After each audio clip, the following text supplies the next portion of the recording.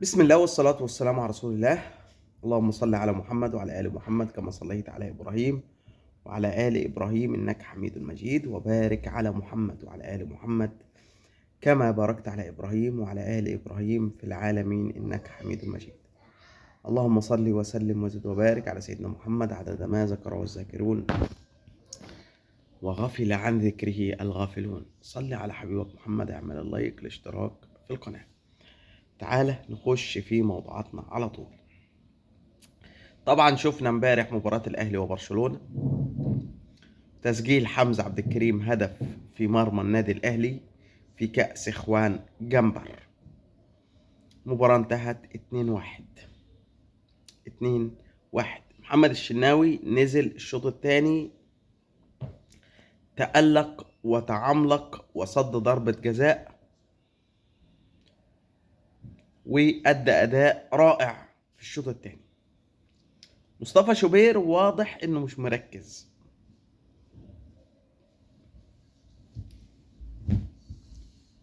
مصطفى شوبير زيه زي امام عاشور اللي ما نزلش الماتش خالص وما شاركش، وده بسبب موضوع اللي شغله الاحتراف والرحيل والفلوس والكلام ده. حسين عموتة لن يقبل بأي لاعب ذهنه مش صافي. حسين عموتة هياخد او هيشرك اللعيبة اللي مركزة في الملعب فقط، مركزة في اللعب فقط. وخد بالك، تألق الشناوي بالأمس هيخلي الأرض كانت صلبة تحت مصطفى شوبير، دلوقتي الأرض مش هتبقى صلبة،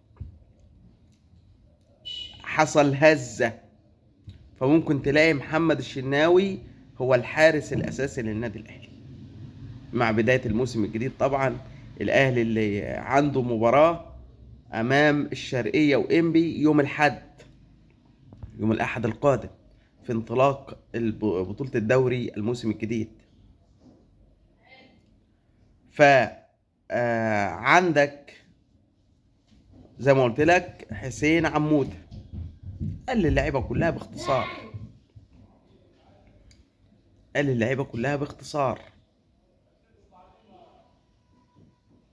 اللي هيلعب اساسي هو اللي مركز معايا في التمرين وفي الماتش وذهنه صافي، غير كده مش هيلاقي نفسه على الدكة كمان.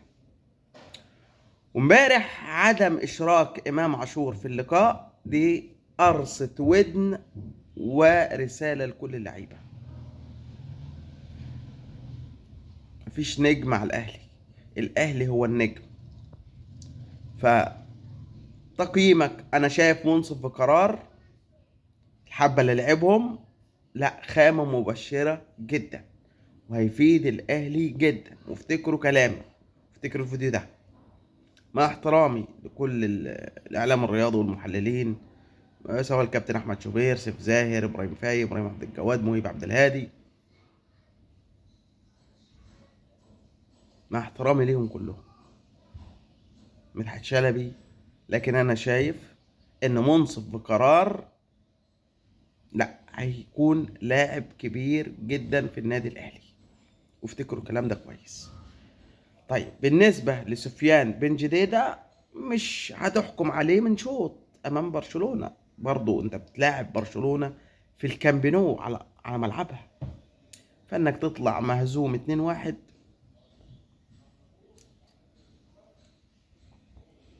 برشلونة المدجج بالنجوم. حمزة عبد الكريم يا ابني كل الدعم، قال تصريحات امبارح بعد اللقاء على اونو سبورت لما اتسأل من المراسل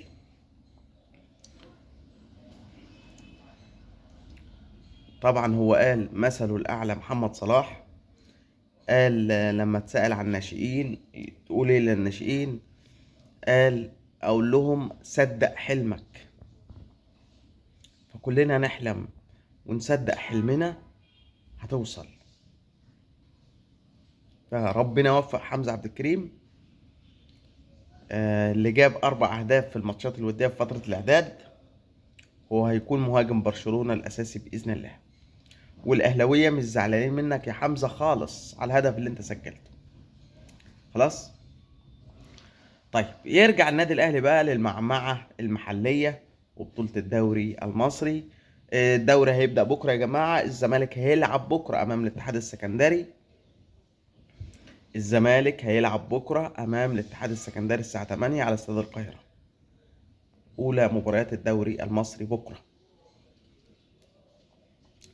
الموسم الجديد. الزمالك بزيرة مش ما جاش لسه. غيابات بالجمله على الزمالك بكره. تشيكو بانزا لعدم الجاهزيه، عبد الله السعيد لعدم الجاهزيه، حسام اشرف آه لتراكم الانذارات. عندك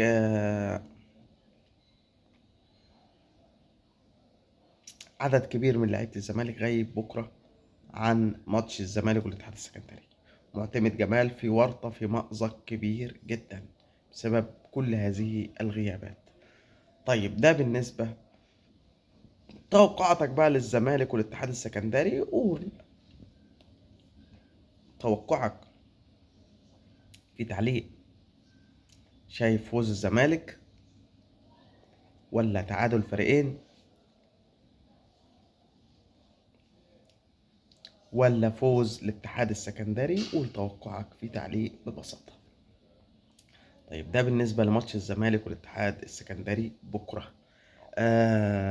أحمد فتوح يا جماعة ماشي بمبدأ ضيع وقت. ضيع وقت. الزمالك قدم له عرض 18 مليون في الموسم الأول، 20 في الموسم الثاني، 22 في الموسم الثالث، يعني 60 مليون. فهو طبعا رفض العرض ده للتجديد. أحمد فتوح هيكون فري في يناير القادم، يعني في يناير اللي جاي أحمد فتوح يصبح لاعب فري، لاعب حر. أنا بقول لك أول صفقتين للأهلي في الميركاتو الشتوي قد يكونوا فتوح وحسام عبد المجيد. حسام عبد المجيد ده مؤكد خلاص، صفقة أهلوية في يناير القادم.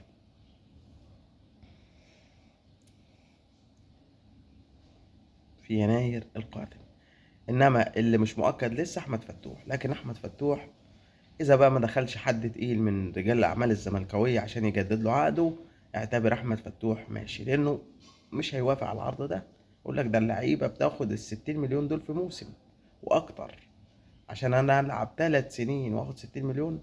طبعا ده رقم ضعيف جدا. طيب بزيرة طبعا مدوخ الزملكاويه السبع دخان. مدوخه. بزيرة منفض.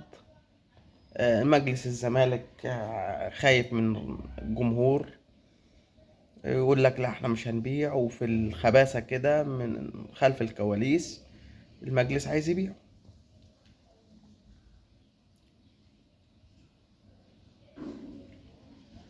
المجلس عايز يبيع، ايوه زي ما سمعت كده، مجلس الزمالك عايز يبيع بزير.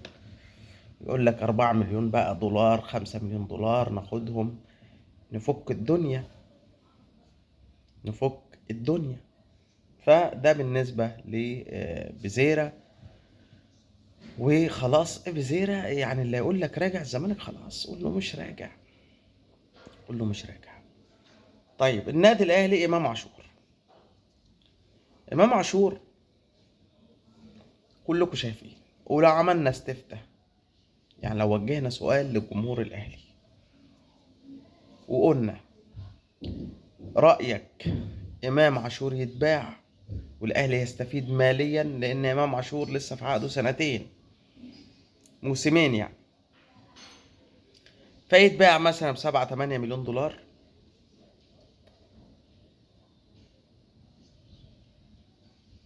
ولا الاهلي يبقي عليه ولا يستمر؟ فقول رايك في تعليق. صوتك مهم على فكره بالمناسبه يعني. شايف امام عاشور يرحل والاهلي يستفيد منه، ياخد له 7 8 مليون دولار، انت بتتكلم في حوالي 400 مليون او داخل على نص مليار جنيه، والاهلي يستفيد من الفلوس دي، ولا يبيعه ولا يستمر؟ لان انت شايف الراجل دماغه مش في الملعب. لان الكرة قلت في ملعب امام عاشور. امام عاشور لو طلع ببيان وقال انا ادم وطني ده ما اعرفوش، ادم وطني اللي شغال تصريحات ليل نهار انا ما اعرفوش ماليش دعوه بيه، كان قفل القصه. انما امام عاشور على هواه، على هواه الموضوع. بس دي قصه امام عاشور باختصار.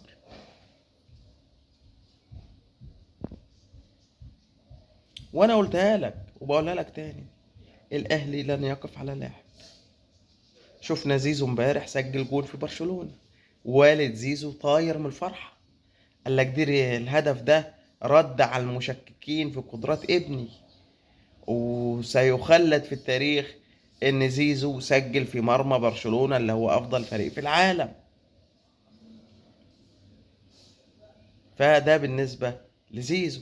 بن شرقي امبارح والله ما كان هايب الموقف، عمال يرقص ويعمل عادي يعني، الموضوع ايزي بالنسبة له، مش خايف من برشلونة قوي يعني. فده بالنسبة لامام عاشور يا جماعة.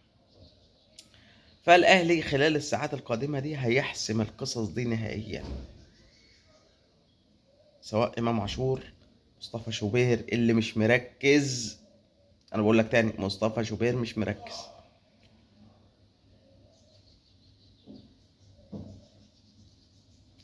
ويا اوفا كده محمد الشناوي هياخد مكانك، وافتكر الكلام ده يا اوفا.